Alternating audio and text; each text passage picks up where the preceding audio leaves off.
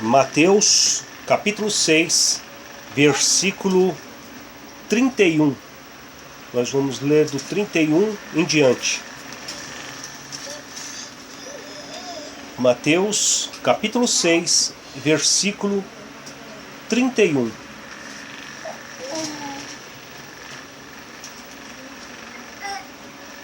A palavra do Senhor diz: Não andeis, pois, inquietos, dizendo: o que comeremos, ou o que beberemos, ou com que nós vestiremos? Porque todas essas coisas os gentios procuram. De certo, vosso Pai Celestial bem sabe que necessitais de todas estas coisas. Mas buscai primeiro o reino de Deus e a sua justiça, e todas estas coisas vos serão acrescentadas. Não vos inquieteis, pois, pelo dia de amanhã, porque o dia de amanhã cuidará de si mesmo. Basta cada dia o seu mal. Aqui o Senhor Jesus Cristo, ele está numa parte do sermão, o famoso Sermão do Monte, a qual ele subiu no monte para ensinar as ovelhas que vinham até ele, as pessoas que queriam conhecer melhor a palavra de Deus através de Jesus Cristo. E Jesus Cristo agora está aqui, numa parte onde ele está falando sobre ansiedade, sobre andarmos ansiosos, aonde nós muitas vezes não conseguimos viver o presente porque estamos pensando no futuro, não conseguimos viver o que nós temos de melhor naquele instante a qual nós estamos preocupados com o dia de amanhã. E muitas vezes nós estamos preocupados com o que nós vamos comer, com o que nós vamos vestir, o que nós vamos dar para os nossos filhos, o que nós vamos ter de provisão, e deixamos de desfrutar o melhor que Deus tem para nós. E o que é o melhor que Deus tem para nós? Estar em paz com Ele. Estar confiando que Ele está à nossa frente. Estar confiando que Ele é o nosso guia, é o nosso líder. E Ele não vai deixar faltar nada, porque Ele diz em Sua palavra que aqueles que o têm como Deus, nada lhe faltará. Lá no Salmo do número 1, Salmo número 1, diz que o justo não mendigará o pão. E nós somos justos. Não por causa da nossa justiça própria. Nós somos justos porque Jesus pagou pelas nossas injustiças.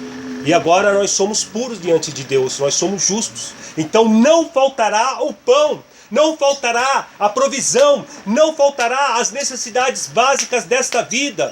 Então não precisamos ficar preocupados com estas coisas, porque os gentios, e quando fala os gentios aqui na palavra, que se preocupam com essas coisas, são as pessoas que não têm Deus, as pessoas que estão no mundo, buscando as coisas do mundo, buscando através da ganância, a riqueza, o conforto, as coisas que o mundo tem para ofertar, mas nós buscamos algo melhor.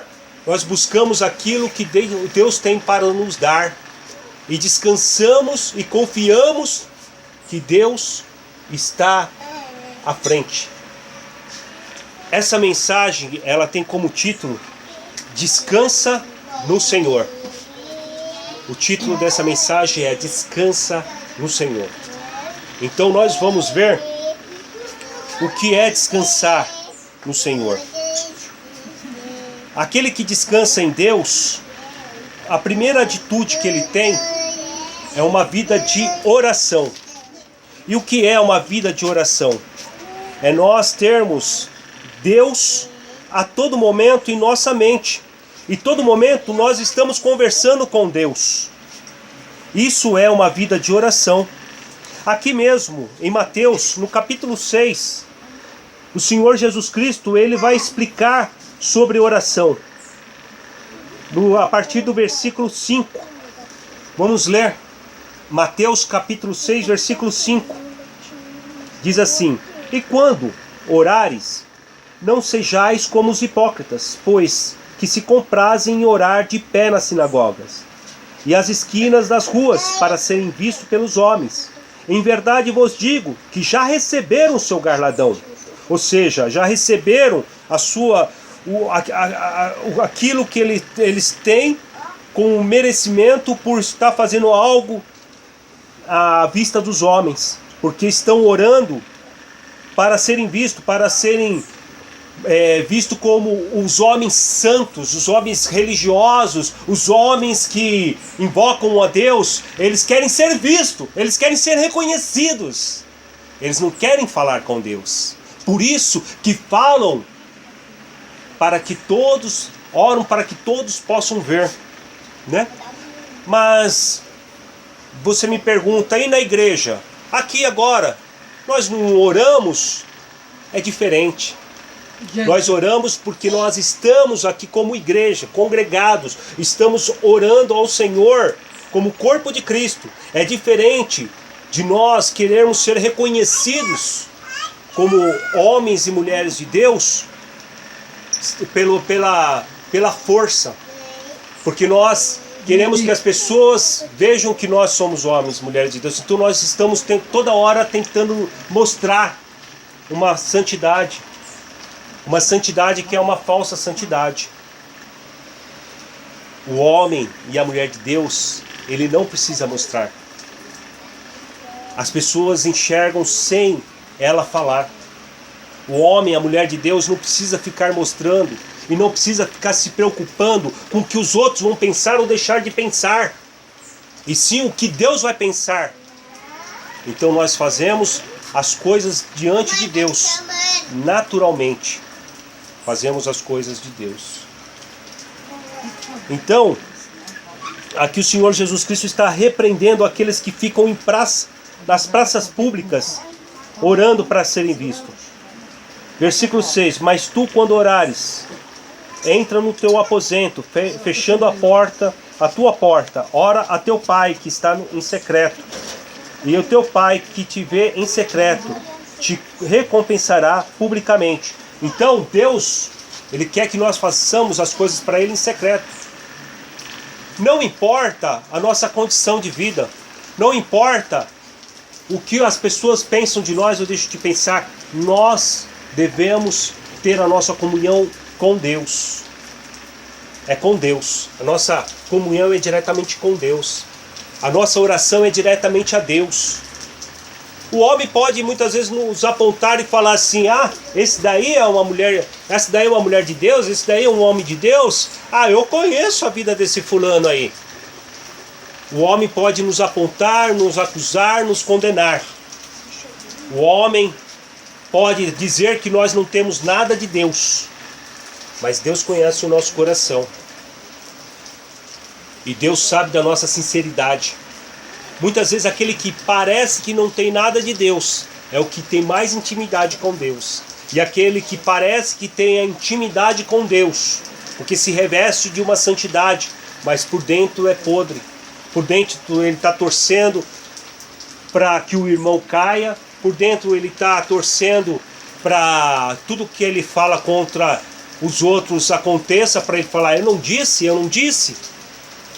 Então tudo isso são falhas de caráter. São falhas a qual o coração não está em intimidade com o Senhor. São falhas que demonstram isso. Mas aquele que tem intimidade com Deus, ele está orando a todo momento. Está pedindo até mesmo por aqueles que lhe fazem mal. Aqueles que se acham inimigo dele. Então ele está orando. Ele está desejando o bem. Então nós devemos ter isso, essa intimidade com Deus, viver uma vida de constante oração. Versículo 7. E orando, não useis de vãs repetições, como os gentios que pensam que por muito falarem serão ouvidos. Deus não gosta de repetição. Deus não gosta de que nós ficamos repetindo frase diante dele, com uma reza a qual fica toda hora repetindo a mesma coisa. Se nós, que somos seres humanos, não aguentamos ficar ouvindo a mesma coisa toda hora, a pessoa repetindo a mesma coisa no nosso ouvido, Imagine Deus, que é o Criador de todas as coisas e que nos deu o intelecto, nos deu inteligência e quer que nós façamos uso disso para conversar com Ele. Ele quer que nós conversamos com Ele como um amigo, como um pai. Ele quer que nós venhamos nos abrir com Ele e não ficar repetindo palavras como um mantra, como algo que a gente acredita que ficar repetindo aquilo vai fazer com que Deus faça alguma coisa para nós. Isso são os gentios que tinham crenças religiosas que não tinham nada a ver com Deus. E que hoje, aqueles que não têm o Deus da Bíblia fazem a mesma coisa. Buscam Deus através de uma repetição de palavras infinitas, a qual estão falando, tentando falar com Deus, mas não vão ser ouvidos pelo Deus da Bíblia, pelo Deus do céu. Então Deus não quer que nós usamos de vãs repetições. Versículo 8. Não vos assemelheis, pois, a eles, porque vosso Pai sabe o que vos é necessário, antes de vos pedir. Portanto, vós orais assim. O Senhor Jesus Cristo nos deu um modelo de oração. Não que nós devemos ficar repetindo esta oração toda hora, mas é um modelo para nós seguirmos como nós devemos orar. Um exemplo de oração, que é assim: Pai nosso, que estais no céu, santificado seja o teu nome. Venha a nós o teu reino, seja feita a tua vontade, assim na terra como no céu. O pão nosso de cada dia nos dai hoje. Perdoai as nossas dívidas, assim como nós perdoamos os nossos devedores. E não nos induzas à tentação, ou não conduza a nós à tentação, mas livrai-nos do mal, porque teu é o reino, e o poder, e a glória para sempre. Amém. Glória a Deus. No versículo 14, o Senhor Jesus Cristo ele vai destacar sobre a parte que nós lemos aqui, desta oração, que é a oração do Pai Nosso. No versículo 12, que ele fala: perdoai as nossas dívidas. E algumas traduções diz: perdoai as nossas ofensas, que também está certo. Assim como nós perdoamos os nossos devedores, ou assim como nós perdoamos a quem nos tem ofendido. Daí no versículo 14, o Senhor Jesus Cristo vai confirmar esta parte da oração, a qual nós devemos também ressaltar isso nas nossas vidas, essa parte. No versículo 14 diz assim: porque se perdoar os homens as suas ofensas, também o vosso Pai Celestial vos perdoará a vós. Se porém não perdoares os homens as suas ofensas, também o vosso Pai não vos perdoará as vossas ofensas. Então nós devemos ter um coração perdoador. Se nós queremos receber o perdão de Deus, nós devemos perdoar. Porque o filho tem que ser parecido com o pai. Se o pai nos perdoou as nossas ofensas, por que agora nós não vamos perdoar aqueles que nos ofendem? Com o mesmo perdão que Deus nos perdoou, nós vamos perdoar aqueles que nos ofendem. É difícil, é uma porta estreita. E o Senhor Jesus Cristo ele fala sobre isso. Ele vai falar aqui no capítulo 7. Capítulo 7, versículo 13, olha só. Aí em Mateus mesmo, 7,13. Entrai pela porta estreita, porque larga é a porta e espaçoso o caminho que conduz à perdição, e muitos são os que entram por ela. E porque estreita é a porta e apertado o caminho que leva à vida, poucos a encontram. Poucos a encontram. É difícil ter um coração perdoador. É difícil perdoar como nós somos perdoados pelo Deus Todo-Poderoso. E Deus, Ele não leva em conta o tamanho do nosso pecado, e sim o tamanho da nossa fé, do nosso amor, do nosso arrependimento. E se Deus não leva em conta o tamanho do nosso pecado, por que nós vamos levar em conta o tamanho da ofensa? que nós recebemos. Então nós devemos ter um coração perdoador. Mas você talvez esteja pensando, e se a afronta for grande? Na hora eu vou ter que falar para a pessoa, ó, você está me afrontando, mas eu te perdoo? Sim. É difícil? Sim. E se a pessoa continuar mesmo assim nos afrontando, devemos virar as costas e deixar que ela fale sozinha. Não devemos retribuir as suas ofensas. Nós não fomos chamados para retribuirmos a ofensa. Porque o Senhor Jesus Cristo, ele falou, aquele que bater na tua face, dele a outra face.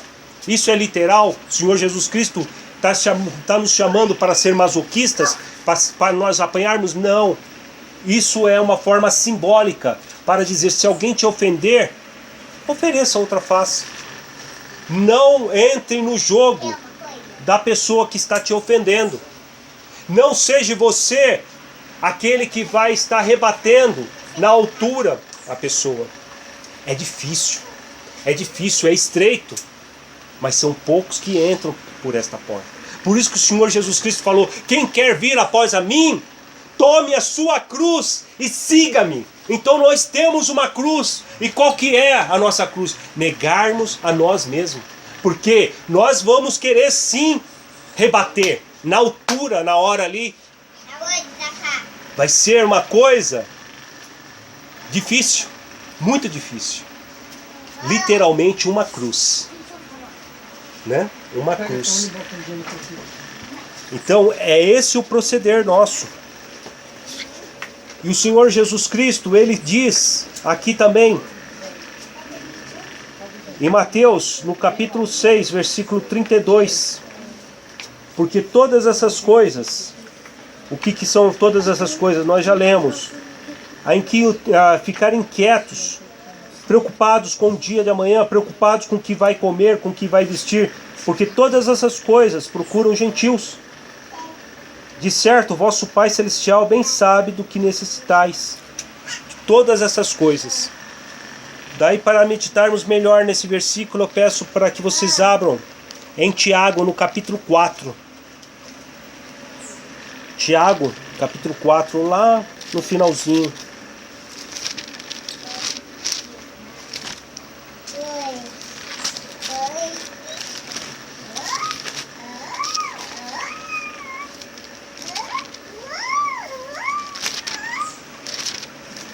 Todos acharam? Tiago, capítulo 4.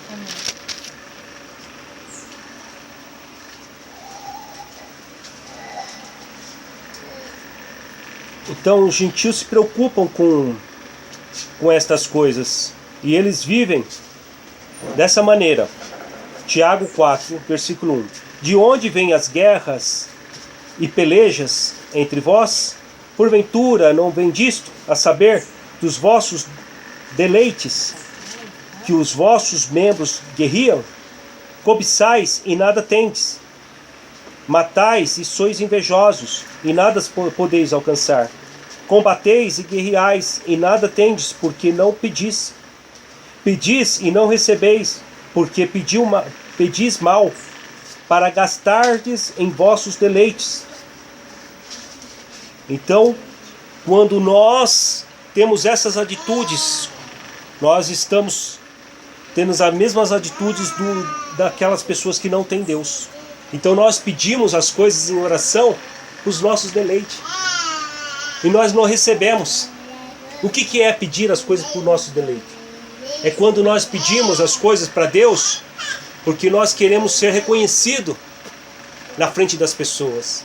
É porque nós queremos ser reconhecidos, queremos ter o poder de estar acima das pessoas, o poder de ter o poder financeiro para comprar coisas a qual nós podemos mostrar para outras pessoas que nós temos.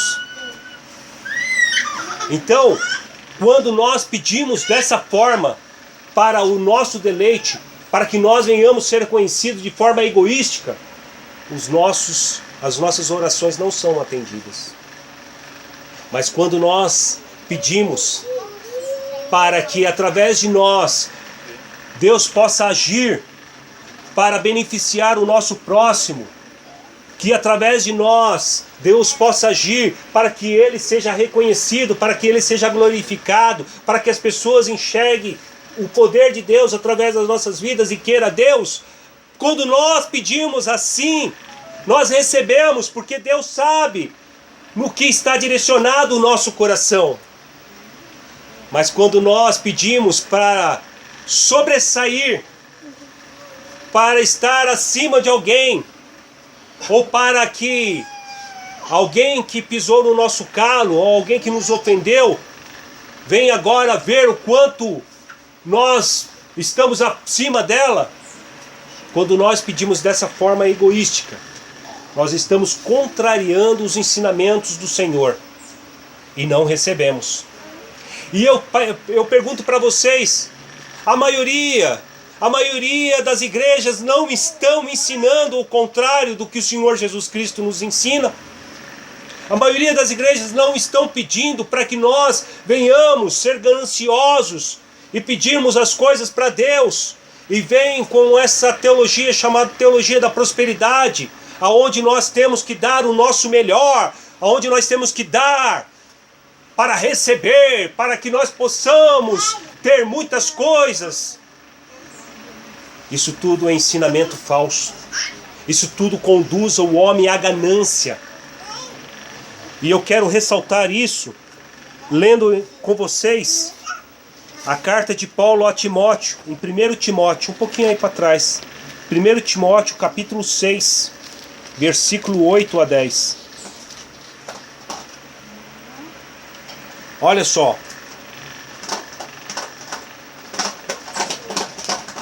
Olha o que o apóstolo Paulo, cheio do Espírito Santo, vai falar a respeito desse sentimento de ganância, a qual está sendo ensinado na maioria das igrejas de hoje. Diz assim: tendo, porém, sustento e com que nos cobrimos, estejamos com isso contente. Mas os que querem ser ricos caem em tentação, em laço, em muitas concupiscências loucas e nocivas, e submergem os homens na perdição e ruína, porque o amor ao dinheiro é a raiz de toda espécie de males. E nessa cobiça alguns se desviam da fé e transpassaram a si mesmo com muitas dores. Então as pessoas que ficam desejando as coisas desse mundo, a riqueza desse mundo, as pessoas que têm esse desejo louco a qual elas estão sendo motivadas hoje a terem esse tipo de sentimento, elas correm o risco grave de desviarem da fé, abandonarem a fé. Porque muitas delas vão ser frustradas por não receberem o que elas estão pedindo, como nós vimos lá em Tiago, que quando pede para os nossos deleites, as nossas orações não são ouvidas. Mas por que isso acontece? O Espírito Santo revelou que isso iria acontecer na carta de Pedro, na segunda carta de Pedro, no capítulo 2. Olha só o que o Espírito Santo fala através de Pedro. 2 Pedro, capítulo 2. Diz assim: e também houve entre vós falsos profetas, como entre vós haverá falsos doutores, que introduzirão encobertamente heresias de perdição, e negarão o Senhor que os resgatou, trazendo sobre si mesmo repentina perdição. E muitos seguirão as suas dissoluções, pelas quais será blasfemado o caminho da verdade. E por avareza farão negócio de vós, com palavras fingidas, sobre as quais já de largo tempo não será tardia a sentença, e a sua perdição não dormita. Porque se Deus não perdoou os anjos que pecaram, mas havendo lançado no inferno, os entregou às cadeias e à escuridão, ficando reservado para o juízo. Se Deus não perdoou nem os anjos que caíram, Deus não vai perdoar essas pessoas que estão fazendo isso, que estão conduzindo as pessoas à ganância, porque eles são gananciosos, estão transformando o caminho da salvação em caminho da perdição, estão levando as pessoas a acreditarem que elas vão ser prósperas financeiramente, acreditarem numa prosperidade para este mundo. Eu não estou dizendo que a prosperidade é uma coisa má, que é uma coisa de Satanás. Não, não é isso que eu estou dizendo. Eu estou dizendo que viver em prol da prosperidade, a tua fé ser pautada só nisso, a tua mente ser voltada para a prosperidade financeira, e não é uma prosperidade financeira quando essas pessoas, esses líderes, falam de prosperidade, não é a prosperidade de você ter o mantimento, de você ter uma casa para morar. A prosperidade que eles pregam é a prosperidade da ganância. Você vai ter o melhor carro, você vai ter a melhor casa, você vai ter a melhor roupa, você vai ter o melhor, e deixa de ter o melhor que Deus tem para dar. Porque está buscando o melhor desta vida, o melhor deste mundo, o melhor que o homem pode dar, que esse mundo pode dar. E deixa para lá o melhor que Deus está nos dando, que é a paz, que é a alegria de estar na presença do Senhor. E isso não tem preço. Esta paz, esta alegria não tem preço. Por isso que o Senhor Jesus Cristo fala: não andeis inquietos pelo dia da manhã, conforme nós lemos em Mateus no capítulo 6. Não andeis inquietos pelo dia de amanhã. Nós devemos viver o hoje. Devemos viver o ontem, o passado? Não! Devemos viver o amanhã, o futuro? Não! Devemos viver o hoje, confiando que o futuro pertence a Deus e que o passado está nas mãos do Senhor. E não importa se no passado nós fizemos algo terrível ou coisas horríveis, porque agora nós já temos a confiança que Deus é aquele que pagou pelos nossos pecados, que Deus encarnado, Jesus Cristo, é aquele que anulou todos os nossos pecados, e a gente não precisa mais se preocupar com isso. A gente não precisa ficar se preocupando com o passado, e nem ficar pensando: ah, mas lá atrás como eu era feliz. É outro mal,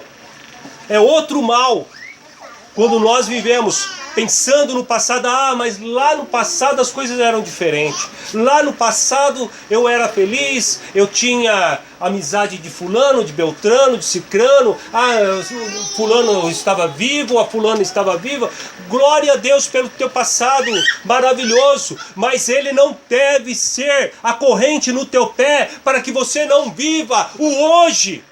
E você viva só o passado, o ontem. Porque se você viver preso ao passado, você nunca vai ter uma identidade no seu presente. E se você viver preocupado com o futuro, você não vai ter a sua identidade hoje. Viva o hoje. E confie que Deus está contigo. Ah, mas eu tenho muitas coisas para se preocupar.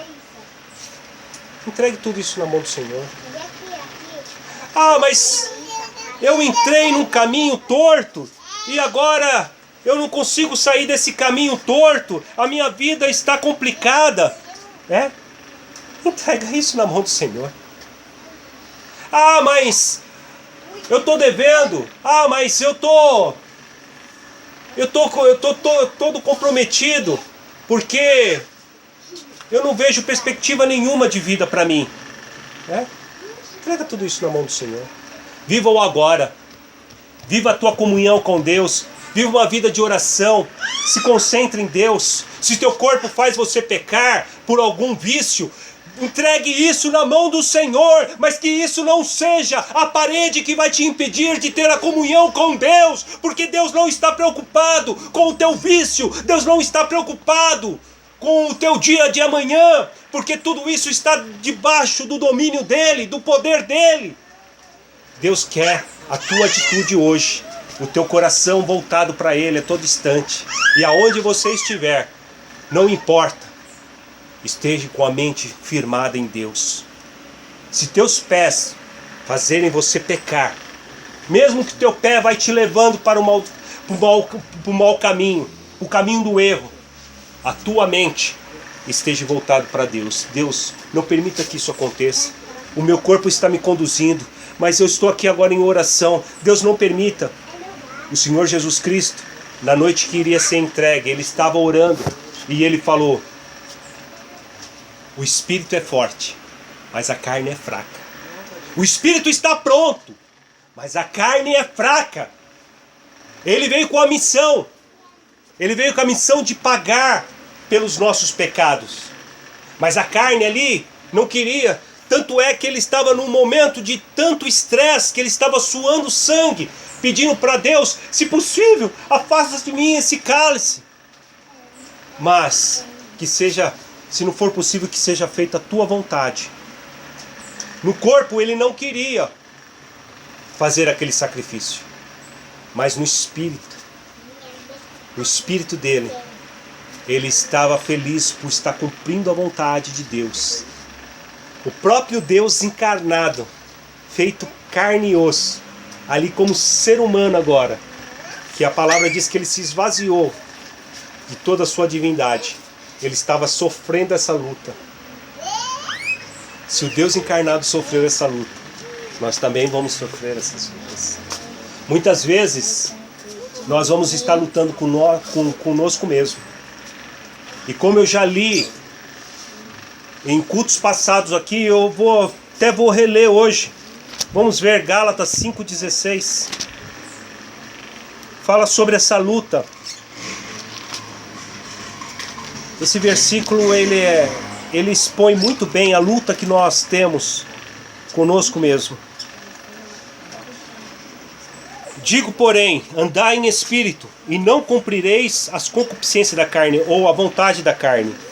O que é andar em espírito? É andar em oração, com a mente voltada a Deus, falando: Deus, me socorre, me socorre, me socorre. Deus vai dar força para que o nosso espírito comande a nossa carne. Porque a nossa carne tem que ser comandada que nem o cavaleiro comanda o cavalo. Ele tem domínio total do cavalo. E o nosso espírito tem que comandar o nosso corpo, como o cavaleiro comanda o cavalo. É o nosso espírito que tem que mandar. E quando o nosso corpo está mandando, nós vamos fazer coisas que desagradam a Deus. Mas se nós andamos em espírito, se nós andamos numa vida de oração, Deus vai dar a força, mesmo que seja praticamente impossível. Mesmo que a gente ache que seja impossível. Deus é o Deus do impossível. Deus é o Deus do impossível. Olha só. Olha só como que é essa luta. Versículo 17. Porque a carne luta contra o espírito, e o espírito contra a carne. E estes opõem-se um ao outro, para que não façais o que quereis. Você quer fazer a vontade de Deus, mas a tua carne fala: não, não. Faça isso daqui, porque você precisa suprir essa sua vontade. Você precisa suprir. Essa pessoa te ofendeu, dá uma resposta bem dada para ela ficar desconcertada. Olha, você precisa dar uma tragada nesse cigarro. Você precisa sair com aquela mulher. Você precisa olhar essa pornografia. Você precisa fazer isso e aquilo que você sabe que é desagradável a Deus. Você precisa usar esta droga. Você sabe que isso é desagradável. E é desagradável a você mesmo. Você não quer. Mas é uma luta terrível. É quase impossível você conseguir vencer isso. Aliás, é impossível você vencer isso. Mas quando você entrega para Deus, Deus é o Deus do impossível. Ele faz o impossível virar possível. E quando você estiver naquele momento de tristeza, de depressão profunda, você fala assim, você em oração com Deus, você fala a Deus: Deus, eu estou com essa tristeza enorme, e está até dando vontade de tirar a minha vida, porque essa tristeza está me consumindo a alma. Mas eu entrego agora diante de Ti. Eu entrego diante de Ti. E você vai ver o poder do Espírito Santo transformando o teu ser. Aquilo que é impossível acontecendo. E uma alegria brotando dentro de você, uma força descomunal, como Sansão, que era um homem comum. Ele pegava uma porta que pesava toneladas, como ele fez com a porta da entrada de uma cidade dos filisteus. Uma força descomunal, porque o Espírito Santo estava agindo ali no corpo dele. Assim, você terá uma força descomunal no teu espírito, de tal maneira que você vai governar a tua carne. E o que a tua carne estiver pedindo, ela não vai conseguir. Nós devemos viver uma vida de oração. Deus, Ele olha para nós que aceitamos o Senhor Jesus Cristo, nós que temos uma aliança com Ele, nós que temos prazer de ouvir a Sua palavra, nós que estamos aqui agora, na presença de Deus. E Deus, Ele tem ciúmes de nós. Ele não quer que nós venhamos nos desviar da Sua presença. Tanto é que Ele deu ordens. Nós vimos também lá em Êxodo, no capítulo 20, nos mandamentos, quando o Senhor Deus dá os mandamentos para o povo de Israel, no capítulo 20 de Êxodo, no versículo 5, Deus fala assim: não te encurvarás a elas. Quem? A elas a quem? As imagens, as idolatrias, as imagens do que os homens fazem, do que há no céu, do que há na terra e do que há debaixo da terra. E Deus está falando: o meu povo não vai ser assim, não te encurvarás a ela e nem servirás, porque eu, o Senhor teu Deus, sou Deus zeloso.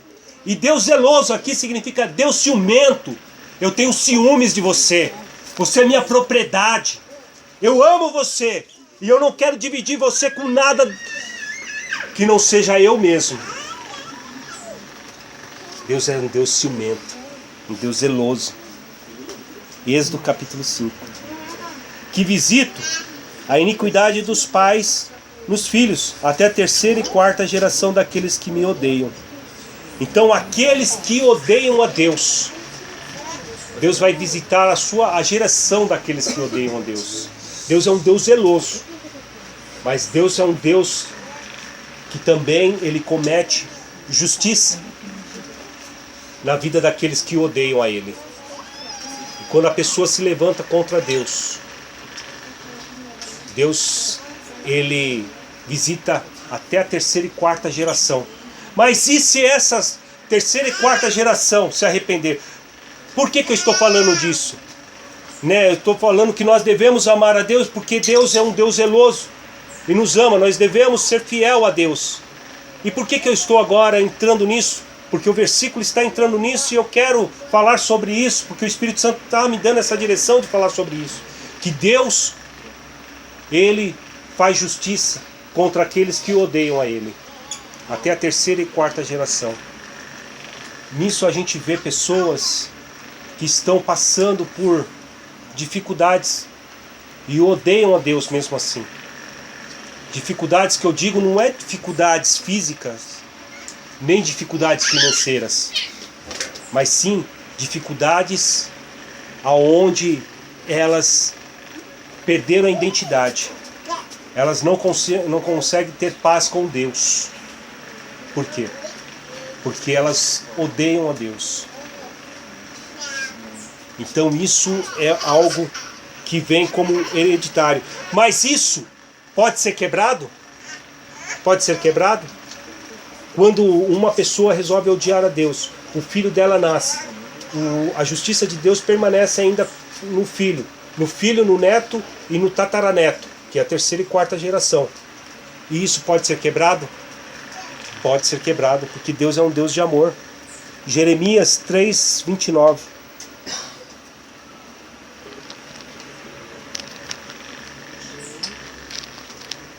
Jeremias 31:29.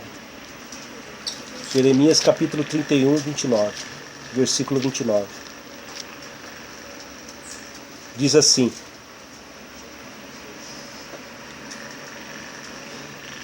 e naqueles dias nunca mais dirão: os pais comeram uvas verdes e os dentes dos filhos se embotaram. Mas cada um morrerá pela sua iniquidade. E todo homem que comer as uvas verdes, os dentes se embotarão. Eis que vem os dias, diz o Senhor, que eu farei uma aliança nova com toda a casa de Israel e com a casa de Judá. Ou seja, o filho não vai pagar, a pessoa não vai pagar pelo pecado dos seus pais. Ou seja, o que é comer a uva verde, embotar os seus dentes? Eles fizeram algo que desagradaram a Deus. Se o filho ter uma comunhão com Deus, ele não vai pagar por isso. Mas a gente vai ver melhor isso em Ezequiel 18, no capítulo... Aliás, Ezequiel, capítulo 18, versículo 20 ao versículo 32.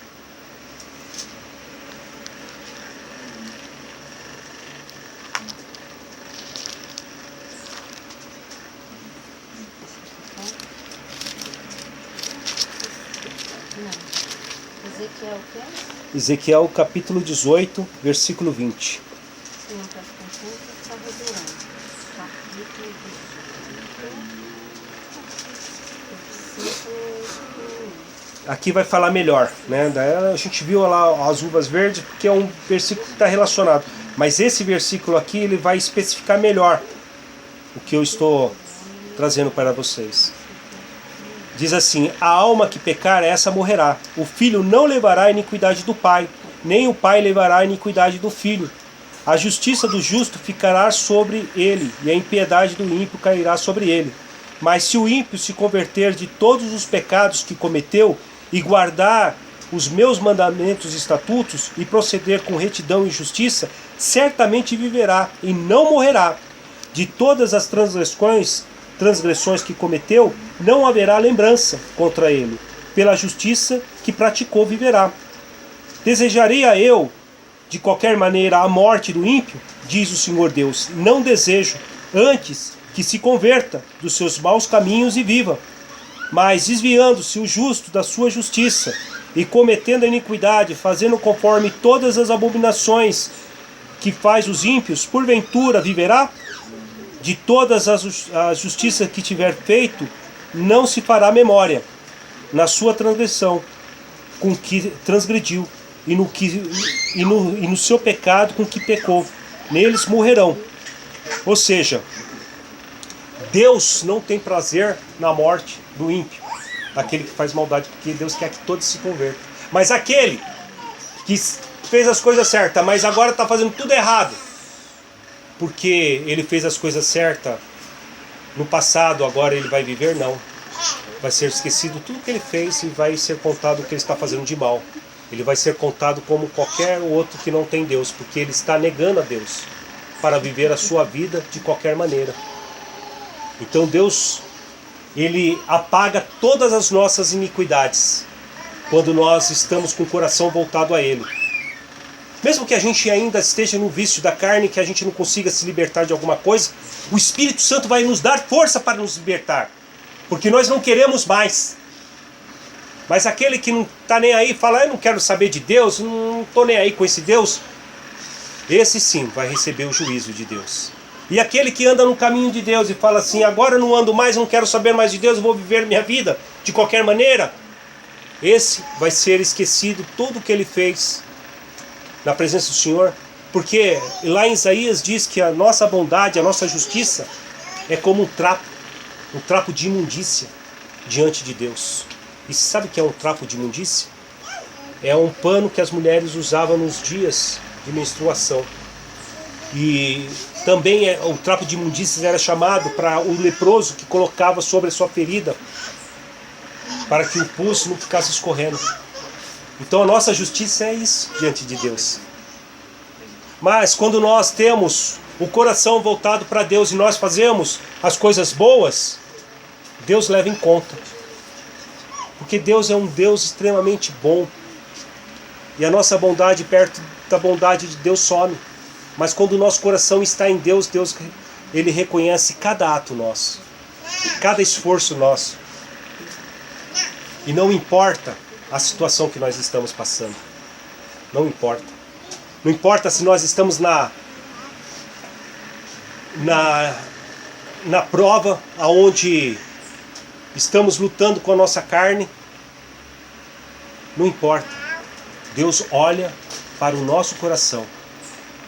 Por que Davi foi chamado segundo o coração de Deus? Mesmo Davi olhando para a mulher do próximo, mesmo Davi colocando o marido da mulher do próximo para morrer, para ficar com a mulher dele. Desculpa. Mesmo assim, houve lugar de arrependimento para Davi. Por quê? Porque houve um arrependimento sincero. Tanto é que Davi, no Salmo 51, ele vai falar com Deus a respeito desse arrependimento. Olha só, nós devemos ter o coração igual de Davi. Todos nós somos pecadores, mas todos nós devemos reconhecer que somos pecadores e nos arrependermos dos nossos pecados e nos voltarmos a Deus. Salmo de número 51. Olha a oração de Davi. Davi, que muitas vezes ele fez salmos onde ele fala: minha alma está abatida até a morte. Sabe o que é isso? Uma depressão profunda. Mas ele fala: me livre, Senhor, dessa morte. Me livre. Porque ele buscava o socorro em Deus. E o homem, quando não tem Deus, ele vai buscar o socorro aonde? Na força dos seus braços. E na força dos seus braços ele fala assim: se eu me matar, eu vou morrer, e aí eu vou estar livre desse sofrimento, dessa depressão. Porque ele está buscando a solução nele, e não em Deus. E quando ele toma essa atitude, o que acontece? Ele vai para um lugar chamado inferno, que é pior, muito pior do que esta vida, que é um lugar de tormento. Nesta hora, milhares e milhares de pessoas estão lá, em sofrimento, porque a justiça de Deus, ela é feita. E aquele que não tem Jesus Cristo está sob condenação e vai estar no lugar chamado inferno. E o que é o inferno? O inferno é o lugar onde Deus, ele tirou a sua presença. Ele não está lá. Então, Deus é amor, lá não tem amor. Deus é esperança, lá não tem esperança. Lá tem ódio, lá tem rancor, lá tem sofrimento, não tem conforto. Então, muitos que se matam pensando que vão ter agora o refrigério, o descanso eterno, se enganam. Eu socorri aqui mesmo, aqui perto, numa torre. Eu até ganhei uma medalha onde eu trabalho por isso. De um cidadão que subiu até a torre aqui das Furnas. Exatamente, ele queria saltar de lá. Ele queria se matar. E lá estava um oficial do bombeiro tentando convencê-lo a não fazer isso. E Deus me tomou em espírito e falou: vai lá que eu vou falar através de você. E eu comecei a falar com aquele rapaz, tomei a frente do oficial. E aquele rapaz falou: só quero falar com você. Daí o oficial bombeiro falou assim: olha, então continua você. Ficou só eu e o rapaz. E daqui a pouco aquele rapaz começa a descer a torre. E a população começa a aplaudir. E por que ele começou a descer? Porque o Espírito Santo falou tão forte, através da minha boca, para ele, falando: se você saltar daí, sabe o que vai acontecer? O teu corpo vai ser barrado na terra, mas a tua alma vai continuar caindo para um abismo sem fim.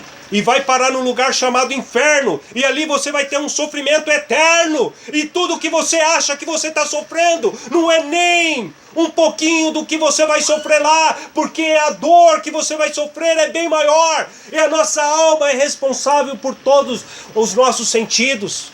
E lá no inferno, as pessoas sentem sede. As pessoas se sentem tormentadas. As pessoas veem as suas lembranças de toda a sua vida.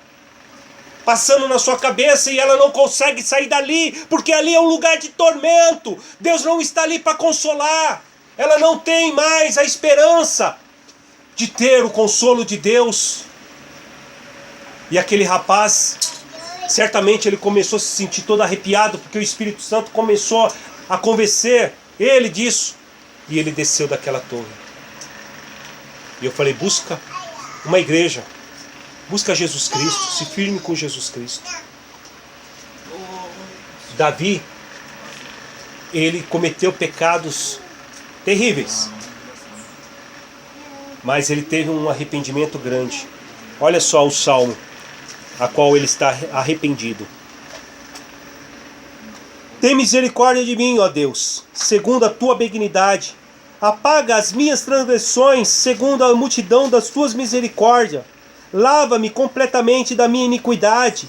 Purifique-me do meu pecado, porque eu conheço as minhas transgressões. O meu pecado está sempre diante de mim. Contra ti somente pequei, e fiz o que é mal à tua vista, para que seja justificado quando falares, e puro quando julgares. Eis que iniquidade fui formado, e em pecado me concebeu a minha mãe. Eis que amas a verdade no íntimo, e no oculto me fazes conhecer a sabedoria. Purifica-me com isopo, e ficarei puro. Lava-me, e ficarei mais branco do que a neve. Faze-me ouvir o júbilo de alegria, para que gozem os meus ossos, que tu quebrastes. Porque a pessoa depressiva, ela se sente como se estivesse com o corpo todo moído, o osso todo quebrado. Ela se sente um trapo. E assim estava Davi depressivo, fazendo essa oração diante de Deus. Versículo 9. Esconde a tua face dos meus pecados, apaga todas as minhas iniquidades. Cria em mim, ó Deus, um coração puro e renova em mim um espírito reto. Não me lances fora da tua presença. Ou seja, não me lances para o inferno, porque longe da presença de Deus é inferno. E não retires de mim o teu Santo Espírito. Torna dar-me a alegria da tua salvação. Sustém-me com um espírito voluntário. Então ensinarei aos transgressores os teus caminhos, e os pecadores a ti se converterão. Livra-me dos pecados de sangue, ó Deus, Deus da minha salvação, e a minha alma louvará altamente a tua justiça. Abre, Senhor, os meus lábios, e minha boca entoará o teu louvor. Pois não desejas sacrifícios, senão eu os daria. Tu não te deleita em holocaustos. Os sacrifícios para Deus são um espírito quebrantado, ou seja, um espírito arrependido, e um coração quebrantado e contrito não desprezará, ó Deus. Deus não despreza o coração que está arrependido, contrito, quebrado diante de Deus. Versículo 18. Faze o bem a Sião, segundo a tua boa vontade, edifica os muros de Jerusalém. Então te agradarás dos sacrifícios de justiça, dos holocaustos e das ofertas queimadas. Então se oferecerão novilhos sobre o teu altar. O que é esses dois últimos versículos para nós? É que quando nós fazemos essa oração, Deus nos perdoa. E aí, Deus aceita os nossos sacrifícios e holocaustos. O que são nossos sacrifícios? Os nossos louvores, a nossa negação do pecado. Os nossos sacrifícios são quando nós negamos o nosso eu, a nossa justiça própria, e entregamos tudo na mão do Senhor. Mas quando nós usamos disso com falsidade diante de Deus, quando nós falamos uma coisa com a boca e com o coração agimos diferente, Deus não recebe. Então nós devemos ter um coração sincero. Não devemos pronunciar com a boca algo que a nossa mente está dizendo o contrário. Mas primeiro nós devemos pronunciar com a nossa mente e coração voltados a Deus algo agradável diante de Deus. E depois, sim, com a nossa boca. Primeiro dentro, porque a transformação é de dentro para fora e não de fora para dentro.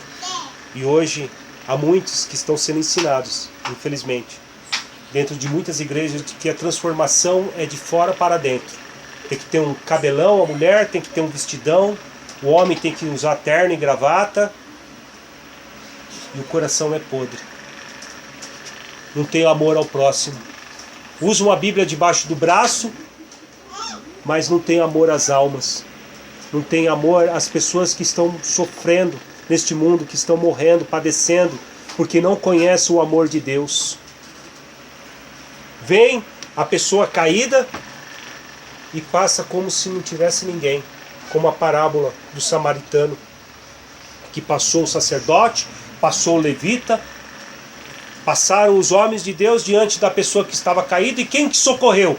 O samaritano. Então nossa transformação deve ser de dentro para fora. Deve começar em oração, confiando em Deus. Tudo que nós temos de preocupação, coloquemos diante do Senhor. Não venhamos entrar na presença do Senhor para pedir aquilo para que nós venhamos ser reconhecidos, mas que Deus venha ser reconhecido. Esta é a palavra que o Senhor nos trouxe nesta noite. Para confiarmos no Senhor, para termos o Senhor como soberano na nossa vida. Não importa o grau de dificuldade, não importa como a nossa carne está, não importa o vício, não importa nada. Depressão, dificuldade financeira, vício de droga, vício de qualquer coisa que seja desta vida. Se o nosso corpo está viciado, a nossa mente não está. O nosso espírito está livre, liberto, para pedir a Deus que nos socorra e nos dê força. Porque que diferença há para aquele que está no crack, mas que tem Deus no seu coração, e aquele que não está no crack, mas está com a língua cheia de perversidade e mentira? Anda todo cheiroso, bonito, engravatado, mas a mente está longe de Deus. E aquele que anda todo sujo, no crack, está lutando com a mente voltada para Deus. Que diferença há? Eu vou falar a diferença. Aquele que está no crack está agradando a Deus, porque a mente está com Deus, o corpo está na escravidão do pecado, mas qualquer hora Deus vai dar a libertação do corpo, porque a mente já está liberta.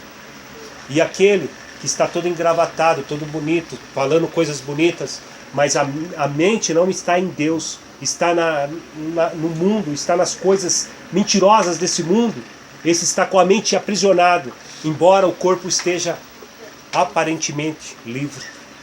Essa é a diferença. Deus enxerga o coração, que nós possamos ter o coração limpo, confiante em Deus. Não importa a circunstância, não importa as dificuldades, que a nossa mente seja voltada para Deus. Senhor Deus,